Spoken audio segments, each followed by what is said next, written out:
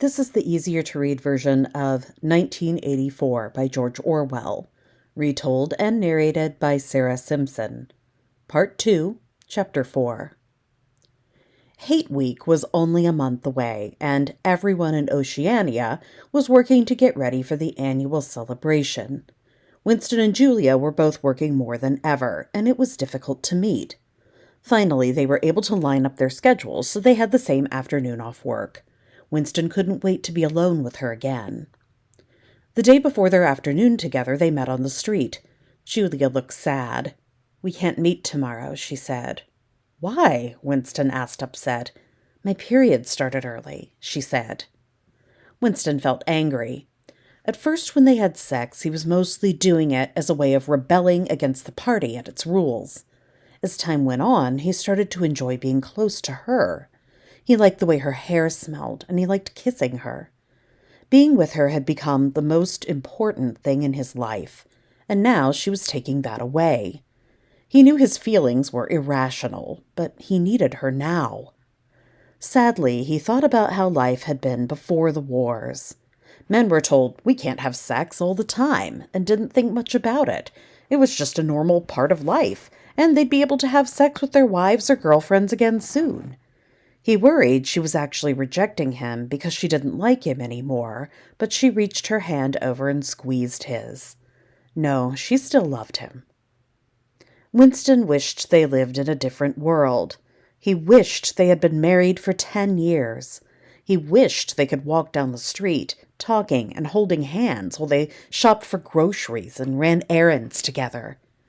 He liked having sex with Julia, but sometimes he wanted to be able to just be together without feeling like they had to have sex. He wished they saw each other every day so they could just talk and hug sometimes. The day after that meeting, Winston had an idea. It was a dangerous idea, but it was too tempting not to try.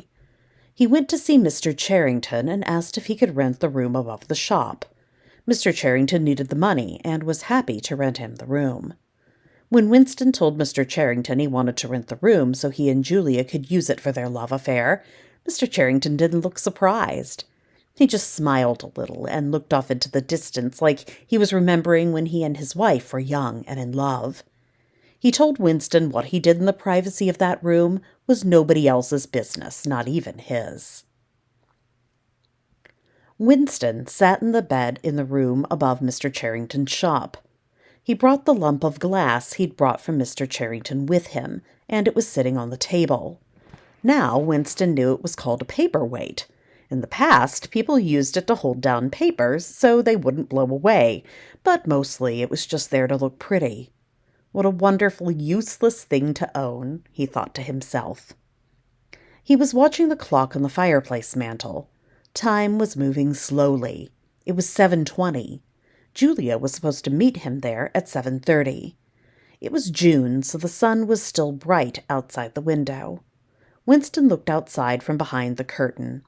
A fat prole woman with strong red arms sang as she hung clean baby diapers out to dry on a clothesline. She sang, "They say that time heals all the things. They say you can always forget. But the smiles and the tears across the years twist my heartstrings yet." It was just another stupid song written by some computer in the Ministry of Music. There was always another sentimental new song being put on the radio for the proles. On the radio, no real human voices sang the songs. Computer-generated voices did that. When the woman hanging her laundry sang the same song, it didn't seem as stupid. She put emotion into the singing, and it made Winston feel the sadness of the words. He wondered if music used to be good before the party came along. Winston had never thought about it before, but party members never sang like that, all by themselves for no reason. They'd be too worried it might make them stand out as strange. Julia arrived right at 7:30. "I have surprises," she said, smiling. "Look." She opened her tool bag and pushed the tools aside. She had delicious treats. There was real sugar, not the fake sugar the party provided. There was real bread, soft and white. There was a jar of jam and a packet of real tea. Finally, she unwrapped the last package. Winston knew what it was as soon as the smell hit his nostrils. Coffee. Not bitter, disgusting victory coffee. This was real coffee, the kind he remembered from when he was a little boy. He breathed in deeply. It smelled wonderful. "That's an entire kilogram of coffee," she said proudly. "Where did you get all of this?" Winston asked, amazed. "The black market," she said. "While the rest of us are eating slop and drinking brown water, the inner party gets whatever they want. For example, sugar and coffee, and real tea, not just dried blackberry leaves. You and I aren't the only ones who break the rules. The waiters who serve the food in the inner party dining room steal. Then they sell it." Julia paused. "I have one more surprise," she said. "Turn around and don't look for the next 3 minutes. I'll tell you when you can look." Winston turned around and faced the wall, wondering what the surprise could be. At the end of 3 minutes, Julia said, "You can look now." Winston turned around and felt his body turn warm with desire. Julia was wearing makeup. He had never seen a woman in the party wear makeup. She was wearing lipstick, blush, and powder. He had been wrong before when he thought she wasn't beautiful. She was. The tiny bit of makeup made her features stand out. Even wearing her party uniform overalls, she looked feminine. He thought about the prostitute he had slept with and how the makeup she wore excited him. "Do you like it?" she asked. "Very much," he said. Winston pulled Julia close to him. He breathed deeply. "Is that perfume?" he asked, surprised and delighted. It was the same violet-scented perfume the prostitute had worn. "Yes," she said, "and this is just the beginning. Next time I'm going to find some actual women's clothing to wear when we're here. I want to wear a dress and pantyhose and high heels. I don't just want to be a party comrade. I want to be a woman." Both of them took off their clothes quickly. Winston was nervous. Even though they'd had sex several times, he had never taken all his clothing off before. He hadn't wanted Julia to see his pale, skinny body or the varicose veins on his legs. She looked at him now. To his relief, she didn't seem disgusted. The quilt on the bed was soft. They got under the quilt. Julia couldn't get over how big the bed was. She had never been in a double bed before. All the party beds were twin size for one person only. Only proles slept in the same bed as their husband or wife. Soon they were both asleep. It was nearly 9 when Winston woke up. The sun was setting outside. He didn't move. Julia's head was resting on his arm, and he didn't want to wake her. He imagined this was what it was like before the wars. Married people would fall asleep in a bed on a cool summer evening. They would wake up together. They could eat when they felt like it. They could make love when they felt like it. He wondered what it would feel like to be that free. Julia woke up and looked at the clock. "I'll make coffee in a minute," she said. "We've got another hour before we have to go."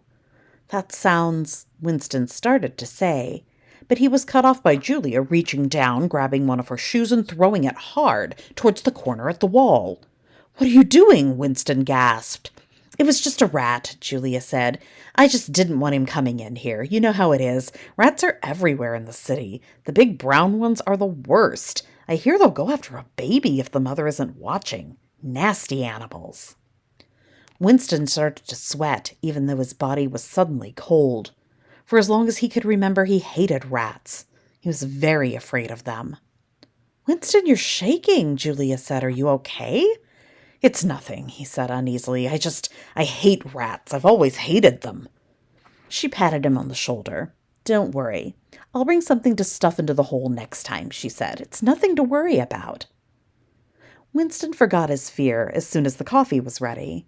The coffee was good, but it was even better with the sugar. While they drank the coffee, Julia wandered around the room. She passed to the bookshelf, but she wasn't interested in the books. She stopped to look at the picture of St. Clement's Church. "How old is that picture?" she asked. "It looks very old." I'd guess it's about 200 years old, he said, but it's hard to know exactly these days since we changed the historical records so much. The building is still standing. They used to call it St. Clement's Church. I learned a rhyme about it. Oranges and lemons, say the bells of St. Clement's. Winston was shocked when Julia finished the rhyme, then added another line he didn't know. You owe me 3 farthings, say the bills of St. Martin's. When will you pay me, say the bells of Old Bailey.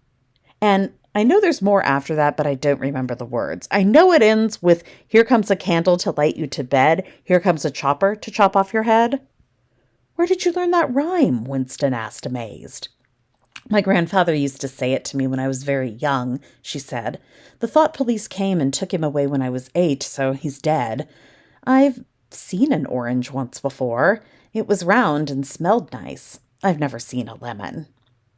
I remember when we used to have lemons all the time, Winston said. They were yellow. They tasted so sour they'd make you squish up your mouth, but in a good way.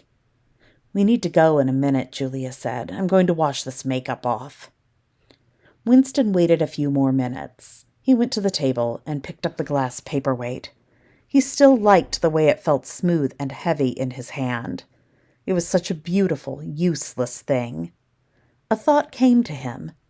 He and Julia were like the coral in the middle of the glass, beautiful, perfect, and safely separate from the rest of the world.